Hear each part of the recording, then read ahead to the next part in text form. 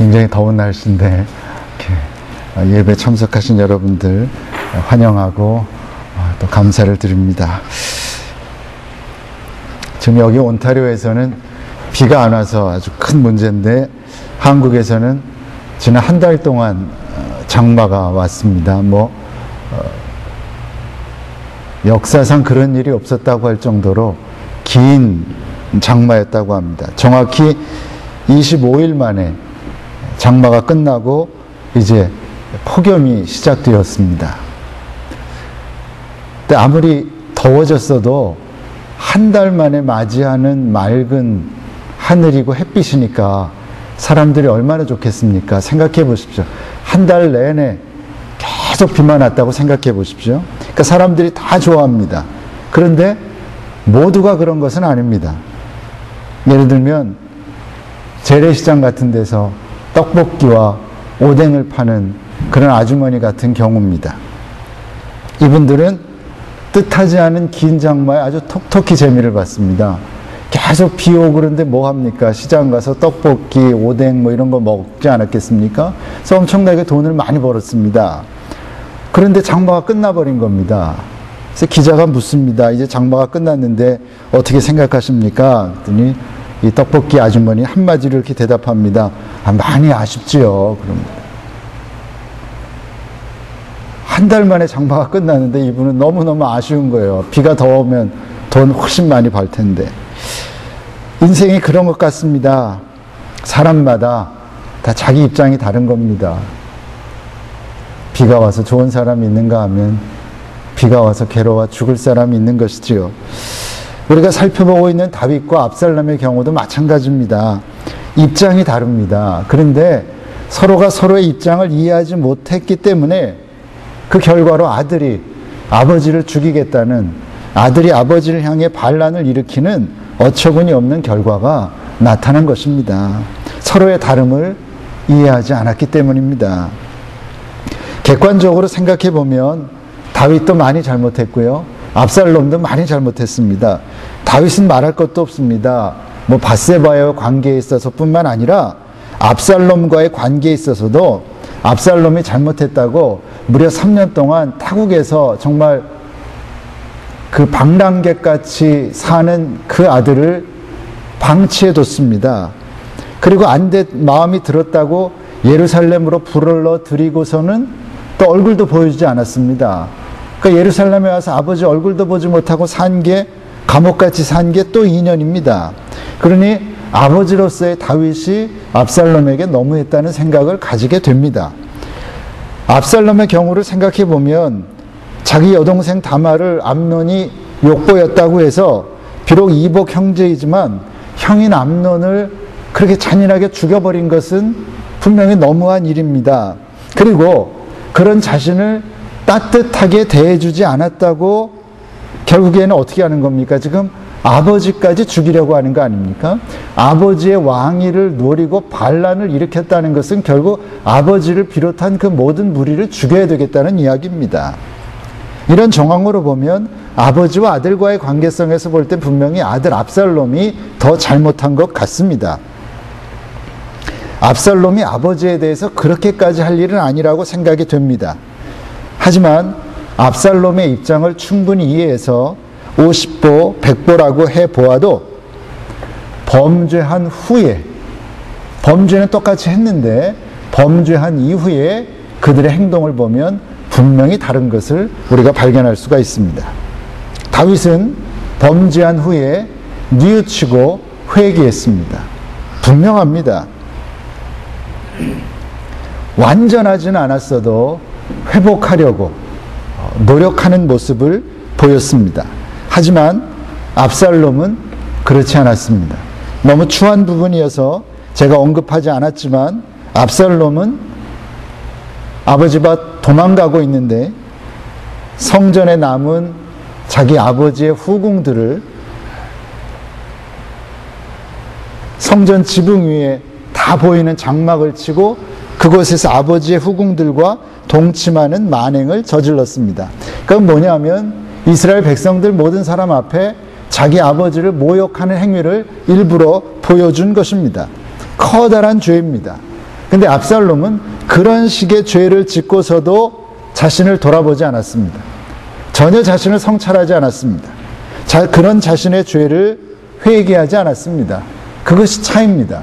똑같이 엄청난 죄를 지었는데 다윗은 회개했고 압살롬은 회개하지 않았습니다. 자, 그런데 결국 두 사람이 이제 전쟁을 하게 됩니다. 외나무 다리에서 만나게 됩니다. 그 전쟁을 앞두고 다윗이 어떻게 합니까? 사무엘하 18장 오늘 우리 6절부터 읽었는데 5절에 보면 이런 말이 나옵니다. 왕이 요압과 아비새와 이때에게 명하여 가로되 나를 위하여 소년 압살롬을 너그러이 대접하라 하니 왕이 압살롬을 위하여 모든 군장에게 명령할 때에 백성들이 다 들으니라. 이런 말이 나옵니다. 여기서 요압과 아비새와 이때는 누굽니까? 다윗의 장군들입니다. 사령관들입니다. 3명의 장군들이 이제 군인들을 이끌고 전쟁에 나가는 겁니다. 근데 그 대장들에게 다윗이 부탁을 합니다. 소년 압살롬, 내 아들 압살롬을 너그러이 대하라. 이게 말이 됩니까? 전쟁터에 나가서 너그러이 대하면 어떡합니까? 전쟁터에 나가서 그 사람을 죽여야 이기는 건데, 그런데 다윗은 명령합니다. 소년 압살롬을 너그러이 대접하라. 무슨 말입니까? 죽이지 말라는 겁니다. 그의 몸을 상하게 하지 말고 그냥 살아서 생포해서 데리고 오라는 겁니다. 그것이 다윗의 마음입니다. 자신에게 반역의 칼을 들은 아들이지만 그래도 그 아들을 사랑하고 있는 겁니다. 그것이 이렇게 두 사람은 마음이 달랐습니다. 아버지는 여전히 압살롬을 사랑하는 마음을 가지고 있었고 안타까워하는 마음을 가지고 있었고 반면에 압살롬에게는 그런 마음이 없었다는 것입니다. 오늘 본문은 그 전쟁의 내용과 결과를 보여줍니다. 그 전쟁에서 압살롬은 죽음을 맞이합니다.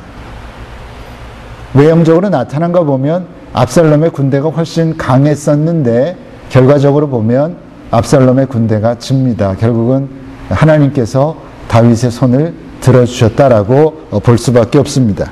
막상 전쟁이 시작되니까 다윗의 군대가 압살롬의 군대를 압도합니다. 압살롬의 군대는 살육을 당합니다. 칼에 맞아 죽고 숲에 들어갔다가 엉켜서 죽기도 합니다. 뭐 어쩔 수 없습니다. 백성들이, 군인들이 다 죽으니까 압살롬은 도망을 칩니다. 근데 불행하게도 그의 자부심과 그의 아름다움의 상징이었던 이 머리에 왕으로서 어떤 왕관, 전쟁이니까 왕관은 아니더라도 거창하게 뭘 썼거나 했겠지요. 그것이 상수리 나무에 걸려버렸습니다. 꽉 걸렸습니다. 어떻게 할 수가 없게 됐습니다. 아무것도 모르는 노새는 혼자 도망가 버립니다. 압살롬의 운명은 풍전등화입니다. 누구든지 와서 찌르면 죽는 겁니다. 그런데 아무도 그를 죽이려 하지 않습니다. 왜 그렇습니까? 다윗이 내 아들 압살롬을 죽이지 말고 너그러이 대접해라 라는 말을 온 백성들이 다 들었기 때문입니다. 그래서 왕의 명령이 있기 때문에 보면서도 죽이지를 못하고 있는 겁니다. 결국 요압이 상수리 나무에 걸려서 바둥거리고 있던 압살롬의 심장을 찌르고 그러고 나니까 다른 부하들이 달려들어서 살해를 합니다. 그래서 압살롬의 반역은 거기에서 끝납니다. 압살롬은 그렇게 비참하게 최후를 맞이하게 됩니다. 본문의 내용입니다. 간단합니다. 압살롬과 다윗이 전쟁했는데 압살롬이 비참하게 죽었다. 두 가지를 생각하게 됩니다. 첫째는 원수 갚는 것 역시 하나님의 몫이다라는 것을 우리에게 가르쳐 줍니다. 신명기 32장 35절에서 하나님께서 말씀하셨습니다. 보수는 바꿔 말하면 원수 갚는 일은 내 것이다. 분명히 말씀하셨습니다. 원수 갚는 일은 내 것이다. 그들의 실족할 그때에 내가 갚으리로다. 내가 하겠다. 원수는 내가 갚겠다. 하나님께서 분명히 말씀하셨습니다. 하나님께서 모세를 통해서 직접 말씀하셨습니다. 원수 갚는 일은 우리의 몫이 아니라 하나님의 몫이라는 것입니다. 그런데 사도 바울이 나중에 이 말씀을 아주 쉽고 구체적으로 풀어서 우리에게 설명했습니다. 로마서 12장입니다. 한번 찾아보시기 바랍니다. 로마서 12장 17절부터 21절까지입니다.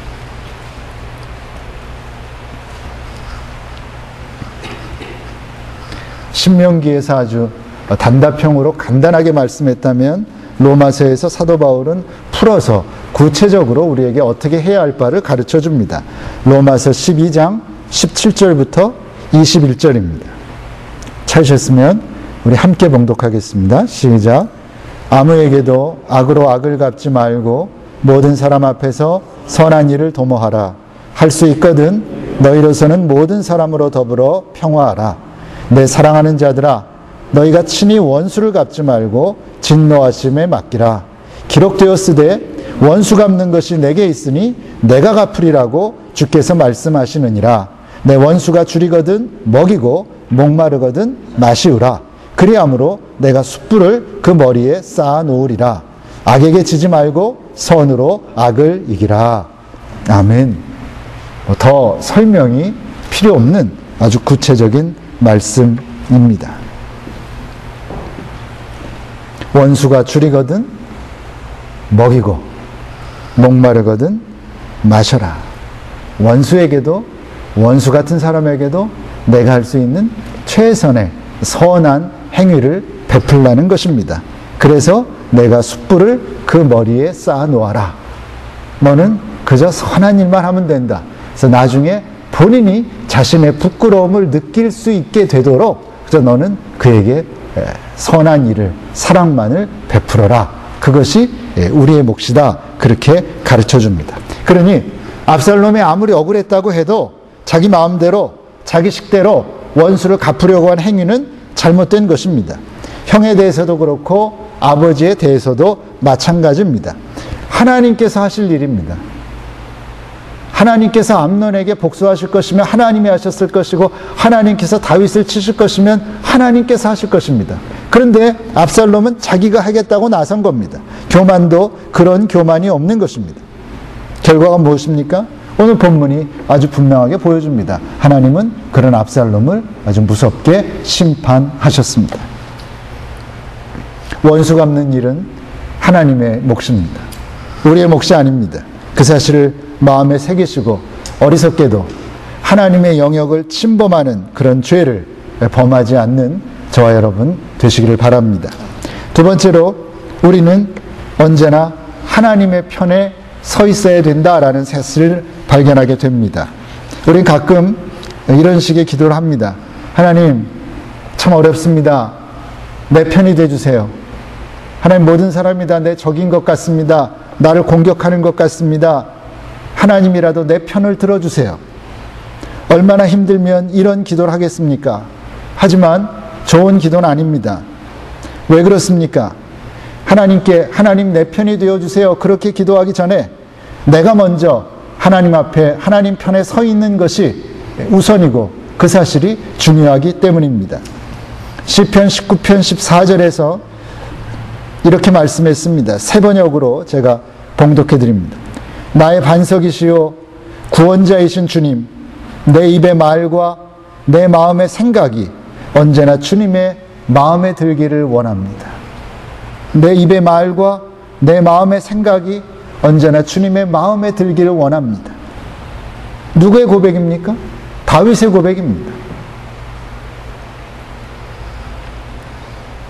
다윗의 마음이 그랬습니다. 다윗 역시 연약한 사람이었습니다. 실수도 많이 했고 커다란 죄도 많이 지었습니다. 그러나 다윗은 언제나 하나님 편에 서기를 소망했습니다. 그렇게 살기 위해 노력했습니다. 자기 입에서 나오는 말과 자기 마음속의 묵상, 자기 마음속의 생각이 하나님의 마음에 들기를 원했고 그렇게 살기 위해 노력했다는 것입니다. 그렇다면 어떻게 사는 것이 하나님 편에 서 있는 삶입니까? 하나님 내 편이 되어주세요 그렇게 말하기 전에 우리가 먼저 하나님 편에 서야 되는데 어떤 삶입니까? 오늘 다윗의 모습을 통해 발견하게 되는 것은 두 가지입니다. 첫째는 회개하는 삶이고 둘째는 사랑하는 삶입니다. 그것만 기억해도 되겠습니다. 회개하는 삶이요 사랑하는 삶입니다. 우리가 잘 아는 대로 다윗은 회개를 아는 사람이었습니다. 회개하는 사람이었습니다. 무명의 선지자 나단이 밧세바와 우리에게 행한 일을 놓고 감히 왕에게 나와서 왕인 다윗을 꾸짖었을 때 다윗이 어떻게 했습니까? 다윗은 자신의 죄를 인정했습니다. 무시하지 않았습니다. 변명하지 않았습니다. 핑계대지 않았습니다. 그냥 인정했습니다. 그는 그렇다. 내가 여호와께 죄를 범하였다. 내가 하나님 앞에 큰 죄를 범했다. 내가 죄인이다. 그렇게 인정했습니다. 그리고 시편 51편에 있는 대로 정말 있는 사람들의 마음을 울리는, 가슴을 찢는 회개의 기도를 드렸습니다. 그런 사람이 다윗입니다. 다윗은 회개를 아는 사람이었습니다. 실수는 했지만, 죄는 지었지만, 거기까지는 우리하고 똑같지만 다윗은 철저하게 회개하는 사람이었습니다. 그래서 그는 언제나 하나님 편에 서 있을 수 있었던 것입니다. 마지막으로 다윗은 사랑을 아는 사람이었습니다. 사울의 손자요 요나단의 아들, 바꿔 말하면 언제든지 자기의 정권을 위협할 수 있는 사람이었던 무비보셋을 끝까지 자기 아들처럼 보살핀 행위도 그렇습니다. 본문에서 전쟁에 나가는 장수들에게 압살롬의 생명을 해야선 안 된다, 그를 죽이지 말라고 명령한 내용만 봐도 그렇습니다. 그의 마음속에는 따뜻함이 있었습니다. 그의 마음속에는 사랑이 있었습니다. 그런 까닭에 사람들은 그의 선을 항상 악으로 갚았고 그의 사랑을 미움으로 갚았지만 그래도 그는 그들을 사랑했고 그들을 위해서 기도했던 것입니다. 그게 다윗입니다. 다윗은 그렇게 하나님의 편에 서 있는 사람이었습니다. 그러고 보면 다윗은 마치 내 이웃을 사랑하고 내 원수는 미워하라 하는 말을 너희가 들었으나 나는 너에게 이르노니 너희 원수를 사랑하고 너희를 핍박하는 자를 위해서 기도하라 라고 하신 예수님의 산상설교를 들은 사람 같습니다. 예수님보다 훨씬 이전에 살았던 사람이지만 마치 예수님의 산상설교를 다 듣고 알고 자기의 몸으로 체득한 사람처럼 그렇게 행동했다라는 것을 우리가 발견할 수 있습니다. 이렇게 다윗은 주님의 마음을 닮은 사람이었습니다. 사랑을 아는 사람이었습니다. 그렇게 하나님의 편에 서기 위해 애쓰며 살았던 사람이었습니다. 원수 갚는 것은 우리의 몫이 아닙니다. 원수 갚는 것은 내 몫이 아닙니다. 내가 원수 갚겠다고 머리 쓰지 않아도 됩니다. 내가 원수 갚겠다고 발버둥 치지 않아도 됩니다. 그런 계획은 아예 세우지 않아도 됩니다. 그것은 하나님의 몫입니다. 만약 우리의 몫이 있다고 한다면 그것은 내가 먼저 하나님의 편에 서는 일입니다. 내가 하나님의 편에 서는 일입니다. 내 입술의 모든 말과 내 마음의 묵상이 주께 연락되기를 원하나이다. 무엇입니까? 내 입술의 모든 말과 내 마음의 생각이 주님의 뜻에 들기를 원합니다. 주님의 마음을 흡족하게 해드리기 원합니다. 그런 마음으로 서는 것, 그런 마음으로 사는 것, 그것이 우리가 해야 할 일이라는 것입니다. 그러기 위해 항상 자신을 성찰하고 잘못된 부분은 회개해야 하는 것입니다. 그리고 주님의 마음을 담기 위해 노력해야 합니다. 사랑의 사람으로, 주님처럼, 다윗처럼 따뜻한 마음을 가진 사랑의 사람으로 살기 위해 노력해야 합니다. 그렇게 노력하고 또 노력하며 살아서 다윗처럼 하나님의 마음에 드는 사람, 하나님의 마음을 흡족하게 해드리는 사람 될 수 있기를 간절히 소원합니다. 기도하겠습니다. 하나님, 저희 입술의 말과 마음의 묵상이 또 마음의 생각이 주께 연락되기를 바랍니다. 주님의 마음에 들기를 원합니다. 아니, 주님의 마음을 흡족하게 해드리기를 원합니다. 하나님, 우리를 불쌍히 여기시고 우리를 도우셔서 하나님에게 내 편이 되어달라고 외치기 전에 항상 내가 먼저 하나님의 편에 서 있을 수 있는, 그래서 하나님께서 내 편이 되지 않고서는 견딜 수 없는 그런 사람으로 살아가는 저희들 되게 하여 주시옵소서. 무더운 날씨입니다. 내 마음과 내 몸을 지키는 일에 게을리하지 않는, 그래서 지켜내는 저희들 되게 하여 주시옵소서. 예수님의 이름으로 기도하옵나이다. 아멘.